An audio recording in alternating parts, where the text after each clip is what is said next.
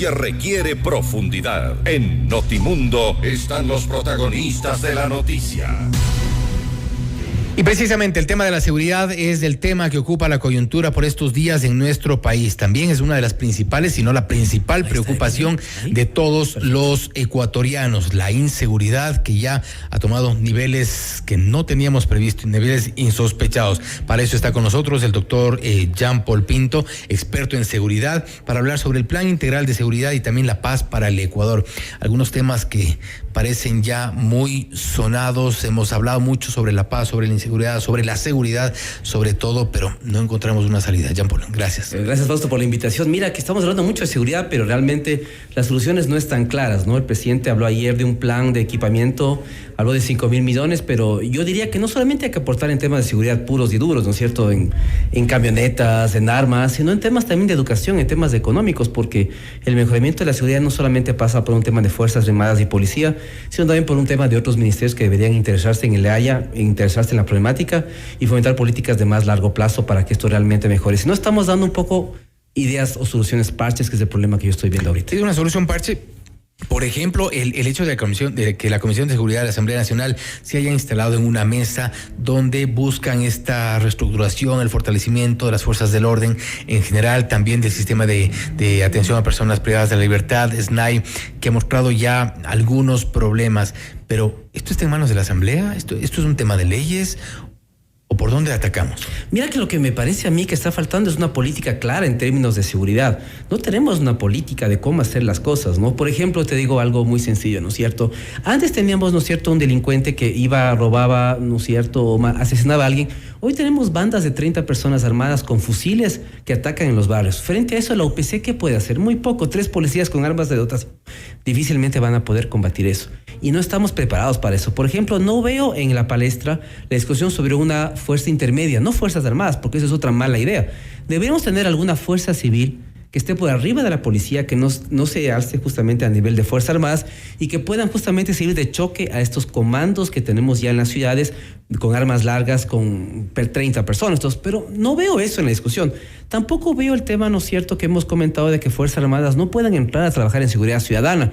Habría que cambiar doctrina, entrenamiento, armamento, etcétera. Entonces tampoco es una solución. Yo creo que el presidente lastimosamente se equivoca y confunde entre lo que la gente quiere y lo que la gente necesita. Es posible que la gente quiera a Fuerzas Armadas en las calles, pero no es realmente lo que necesitamos en términos de seguridad. Y tampoco es una fuerza que esté en este momento con un presupuesto suficiente como para darle frente a estas para nada.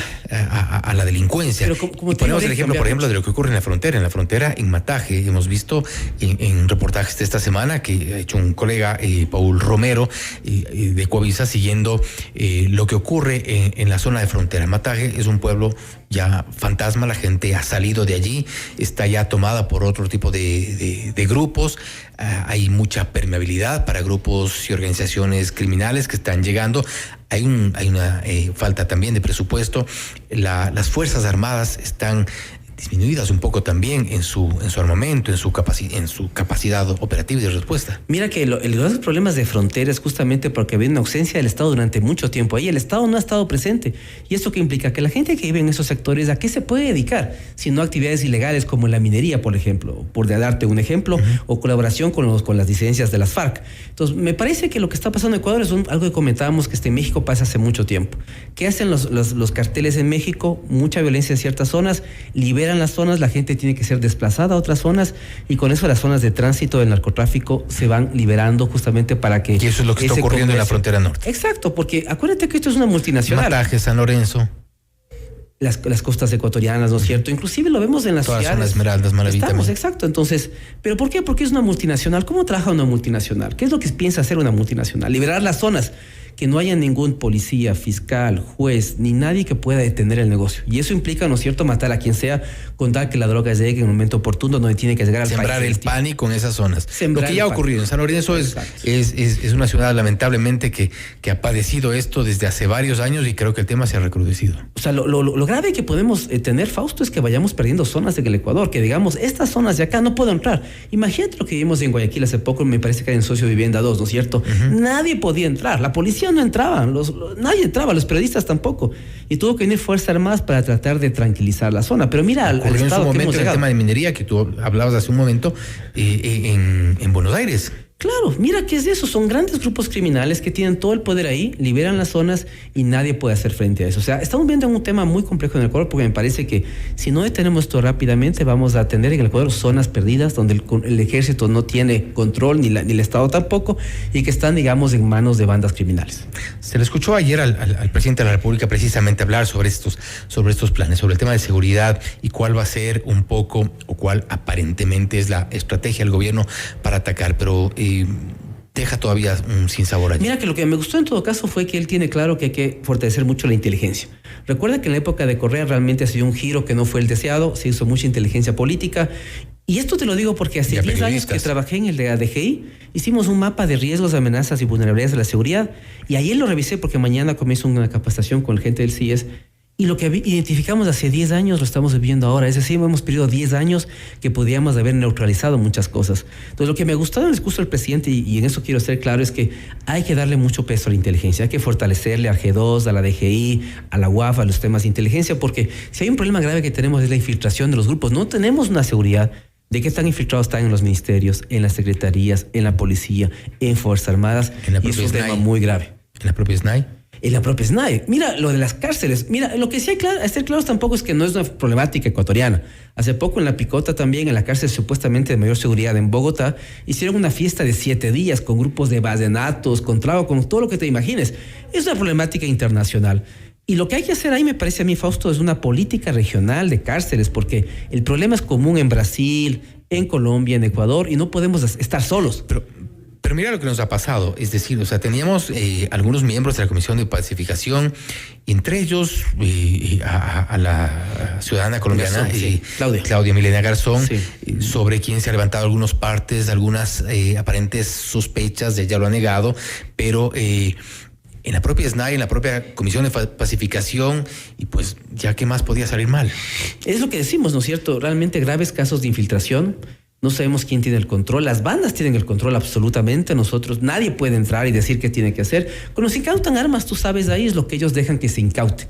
Tienen muchas más armas seguramente escondidas en varias caletas dentro de cada centro penitenciario y son fortines. Ella misma ha dicho que en su momento dará los nombres de los oficiales de la gente de la policía que permitió el ingreso de armas a las cárceles. Bueno, ya necesitamos los nombres, creo que ahora. Por supuesto, es lo que te digo, hacer mucho trabajo de contrainteligencia, y no es cierto, de la inspectoría, por ejemplo, de la policía, saber exactamente qué policías están contaminados. Pero también el ejército, no sabemos tampoco si hay procesos en curso contra marinos que han sido detenidos por causas también, no es cierto, ligadas al narcotráfico.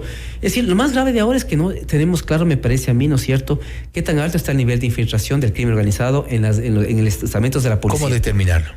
Hay que hacer contrainteligencia, como te digo, tenemos que comenzar a infiltrar, ¿no es cierto? Hay varias técnicas para eso, y eso nos va a permitir levantar perfiles de quienes están en capacidad de ser infiltrados. Por ejemplo, vamos a ahorita capacitar a muchos guardias penitenciarios que van a entrar a trabajar. Ellos después de poco tiempo serán contaminados igual. ¿Les estamos preparando para ese tipo de cosas o no? Y segundo, una vez que entren a operar, ¿cómo les hacemos contrainteligencia? ¿Es evitable que se contaminen? Mira, lastimosamente tú sabes cómo están las cosas en el país, no tienen muchas opciones, ellos tienen una familia, etcétera, todos ellos o colaboran o les matan, ¿no es cierto? O aceptan plata, es decir, entonces, ¿qué te toca ahí? O aceptar y te quedas trabajando y recibes tu dinero y estás tranquilo, o te toca salirte enseguida porque no estás dispuesto a recibir dinero o no quieres que te maten. O sea, no hay forma de trazar contra eso. Entonces, frente a eso, ¿qué puedes hacer tú? Evidentemente, estar continuamente monitoreando a cada persona, hacer contrainteligencia, hacer seguimientos para ver si es que, por ejemplo, tiene un comportamiento de estilos de vida, de compras, ¿no es cierto?, de carro, de casa, estar viendo. Es un trabajo muy arduo de monitoreo, pero muy importante. Y evitar que la contaminación comience desde arriba.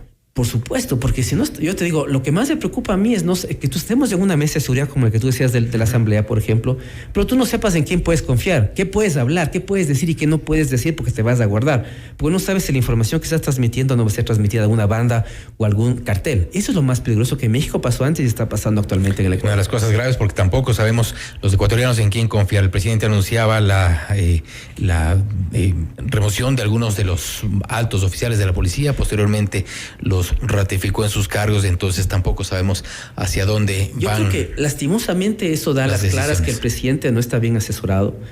Porque el presidente no puede retractarse de algo que dijo, ¿no es cierto? Si él dijo voy a hacer esto, lo tiene que hacer. Evidentemente, si hay un error en el camino, igual lo puede corregir. Pero imagínate que él da unos mensajes a la nación y después no estamos seguros si eso es. Por ejemplo, me acuerdo el ministro de Gobierno el otro día dijo, no tengo estadísticas a la mano, pero a mí me parece que... O sea, un ministro no puede hacer eso, ¿no es cierto? O sea, se supone que él tiene la información a la mano y dice, mira, las estadísticas me indican en tales ciudades un decrecimiento de tal cosa y por lo tanto yo creo tal cosa, pero no podemos entrar a una rueda de prensa, ¿no es cierto? Y decir, ¿sabe qué? No tengo información. Así ese es otro tema de comunicación que ha sido cuestionado desde el primer día de este gobierno. Bueno, sabemos que vas a lanzar un libro. Sí, voy a hacer un libro que se llama 2050, que justamente tiene un escenario sobre violencia extrema.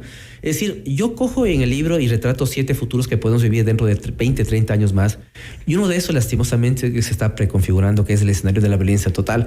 No sé si conoces una saga que se llama Mad Max, de violencia extrema, con unas sociedades tribales, donde no hay Estado, no hay seguridad, cada uno se defiende como puede. Y es un poco lo que nos está pasando. Mira el tema de porte de armas, no hemos hablado de eso. Muchos de quienes nos escuchan están sintiendo alguna relación con lo que vivimos. Mira que no hemos hablado del porte de armas, ¿no? Este es el camino a las autodefensas. Hay que tener mucho cuidado con lo que estamos haciendo, ¿no es cierto?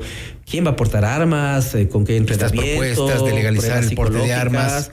Mira que es un tema populista, pero ya cuando vemos la realidad, vemos, por ejemplo, los documentales de Michael Moore. Torres, por si acaso. Claro, mira, Michael Moore, el documental de Bowling for Columbine, te das cuenta que autorizar las armas es lo peor. Entonces, en este escenario del libro que se llama 2050, que ya lo voy a lanzar el próximo jueves en la noche, trazo estos 7 escenarios futuros para la humanidad y lastimosamente el número 3 me parece que con lo que está pasando estamos yendo directo a eso y no estamos haciendo nada para no terminar en un escenario de mucha violencia, de caos, donde por último, ¿qué es lo que va a pasar? Cada uno se va a defender como puede. O sea, Fausto Yepes, ¿no es cierto? Mañana va a comprar una pistola, va a comprar alguna cosa. Hemos visto cómo se ha crecido las inversiones en seguridad, de alarmas, de dispositivos. Entonces, si el Estado no nos defiende, ¿qué hace la gente? ¿Qué hacen los ganaderos, los agricultores? Crean los grupos de defensa. Los comerciantes, como los empresarios. Como en Colombia. Lo mismo. ¿Y qué va a pasar? Una guerra igual que Colombia. Entonces, o realmente logramos detener esto o nos vamos a ver un escenario como el que vivió Colombia durante mucho tiempo. Esperamos con ansias el lanzamiento de este libro el próximo jueves. El próximo jueves, sí. En la noche lo voy a lanzar en las oficinas de la Gran Lógica Universidad del Ecuador por la llevada de la Flaxo. Ahí va a ser la presentación oficial, entonces, y yo les iré comunicando un poquito en qué librerías va a estar el libro disponible. Te voy a mandar toda la información, Fausto, para que por favor... Vamos a estar pendientes, además del tema de seguridad creo que está... En Buenos Aires voy a estar el día 25 de octubre, hacer una charla para la Policía Federal Argentina también, contando los problemas nuestros, justamente para que no lleguen allá muy tarde, porque tú sabes que de aquí pasan allá, el tren de Aragua ya está acá como está en Chile. Los argentinos están un poquito deprimidos porque no están muy pegados por el tema del narcotráfico todavía, pero lo que está pasando acá también tarde o temprano va a llegar uno de ellos. Entonces, eso decíamos hace años, lamentablemente. Pero bueno, estamos pendientes del lanzamiento del libro. Ha sido el doctor Jean-Paul Pinto, experto en seguridad, hablando sobre el Plan Integral de Seguridad propuesto por el gobierno y la paz para el Ecuador. Además, algunos de los temas que todavía nos asustan a todos los ecuatorianos. Esto es Notimundo Estelar, siempre bien informados.